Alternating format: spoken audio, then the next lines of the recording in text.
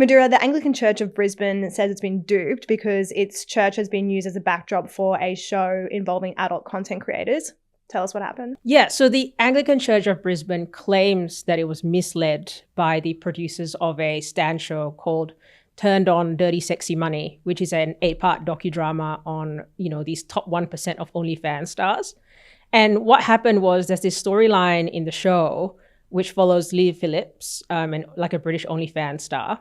And she's, going back to her Christian faith, and she wants to be reaffirmed by the church.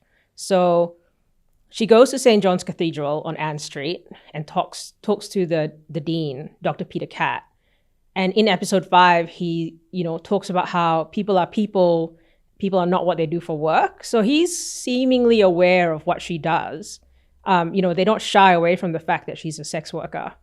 And then in episode 6, you see Phillips and her mates, her peers, I think 6 or 7 other OnlyFans stars lined up behind her as she gets reaffirmed by Dr. Peter Catt in front of a packed church. This was filmed in April and went to air in June. And on August 20, the archbishop, Jeremy Greaves, so I guess the dean's boss, puts out an apology to the clergy, being like, this is unacceptable content. We're appalled, trying to get to the bottom of it, and it looks like the dean's been misled. And so how did they find out about it? So this months after, people in the church have seen the Stan episodes, like they've watched it, obviously. Someone's alerted the dean or someone's alerted the archbishop to the show? Well, definitely an unanswered question there, because we know that in April, there were some pat pics, I guess, of these women going into the church, and then we hear nothing else. And the show's been available on demand since June. The Reverend says that, he wrote the letter as soon as he became aware of the content, but I'm not sure why he was alerted to said content.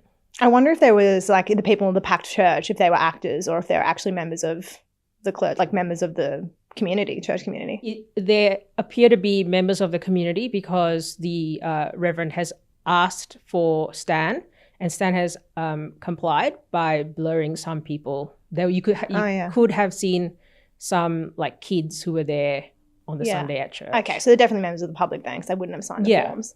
Interesting. What's their issue with it? Because I guess is it the vibe of the entire show in terms of its connection to adult content creators, or is it the fact that the church itself is in the show with that as a setting? Because it seems like with the content of the episode, they're pretty aware about what the theme was or why she was being, renewed.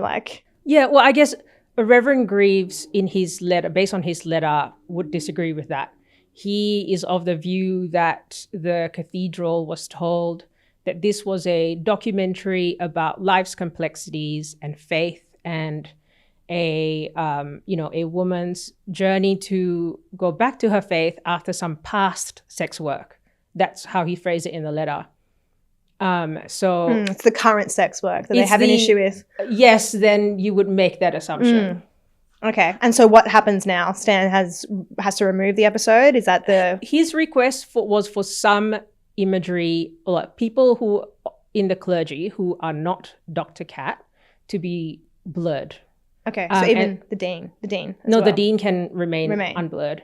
And the production company has already done that. But they make very clear that they did so after getting the request, and the request came months after the show has been on air. Well, I'd love to know what our readers think of this story, and they can see more and comment on the couriermail.com.au.